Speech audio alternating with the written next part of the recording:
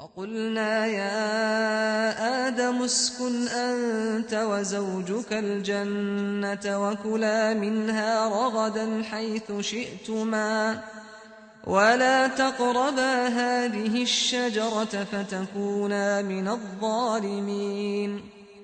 Hey, listen, both of you, that tree over there. I'm talking to both of you. That tree, stay away. Now when the tree is right here, هذه الشجرة. So you'll find in Quran, when the tree is farther away, it's tilkuma shajara. When the tree is closer, هذه الشجرة, which actually plays a role in how we analyze the story. How we analyze the story. And by the way, how many trees are in Jannah? It's called Jannah, which means it's lush, which means it's filled abundantly, endlessly with trees. How big is Jannah?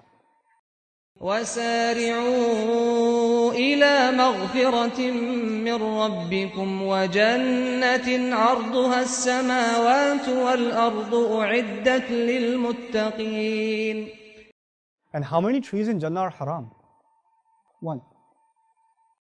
فوسوس إليه الشيطان قال يا آدم هل أدلك على شجرة الخلد وملك لا يبلى.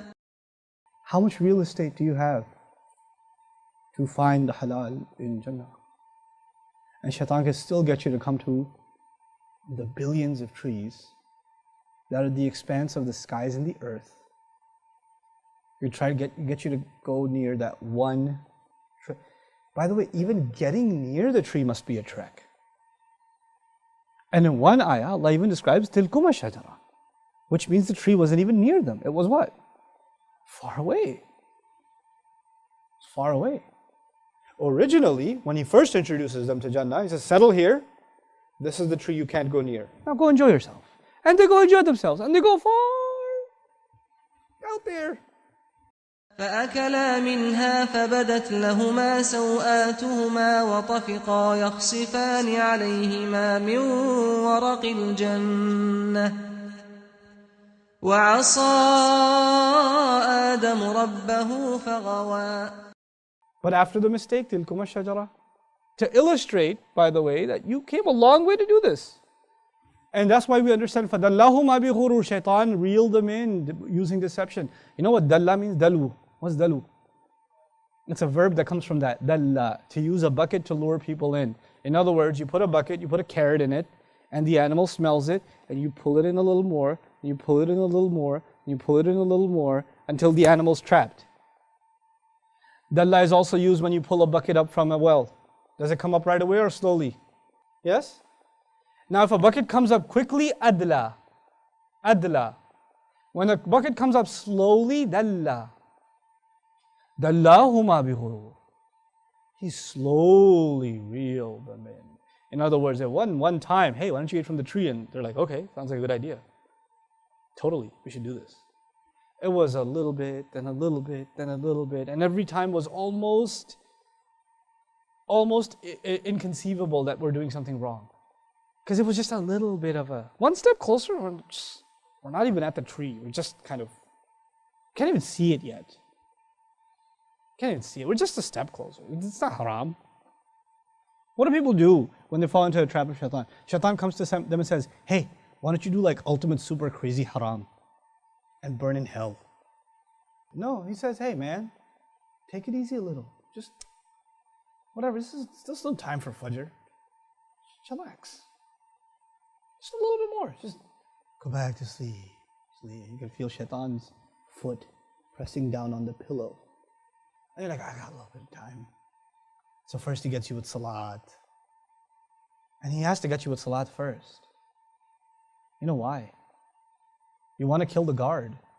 You want to penetrate the castle. You got to take out the guard first. Right? So get you with salat first. You start saying, oh, just whatever. I prayed at 8 o'clock. It's a big deal. At least I prayed. It's like the security guard who shows up late. Is there a possibility that the enemy went in before you got there? Yeah? Possibility, right?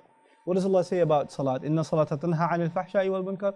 Salat is what prevents you from shamelessness. When your salat starts falling apart, does shaitan have opportunity to do other stuff with you? Ooh. So first, it's not a big deal. It's just a little late. It's just a, and he won't get you to miss it altogether. It'll be the guy that shows up first before the adhan. Then you don't have to go that early. Show up after the adhan. They'll be like, you don't have to pray all the sunnahs. It's not fard. Then you're like, okay. Okay, well, salat's at 8:15. It's only 8 right now. Just go at 8:10. Then a couple of weeks later, he'll be like, look, you're going to catch salat. He's going to work his way, right? So then you catch like third rakah. Then he comes back and says, hey man, it's already over. Just pray at home. Then he comes back and says, it's already over. And you're like halfway through the movie. Just finish the movie and pray. So he works his way. And then eventually, now it used to be you're praying at the masjid. Then slowly you're praying at home. Then you're praying at home really late. Then you're really tired, right? You just finished watching a movie. Why don't you sleep a little, then wake up and pray. Just a little nap, you wake up, you got control. So you wake up at 2 in the morning, 3 in the morning, I haven't prayed Isha. And while he's doing this, while the security has gone down, because this is all security, salat is security. While security has been compromised, then the floodgates to evil. Because this is good, salat is good. But leaving it opens the doors to evil. That's when he does that other stuff. So the kinds of movies you watch changes. The kinds of stuff you expose yourself to changes. You start becoming a different kind of person. A personality change starts happening. But it all happens very little at it. He's got a lot of patience. And he's done this with plenty of people before.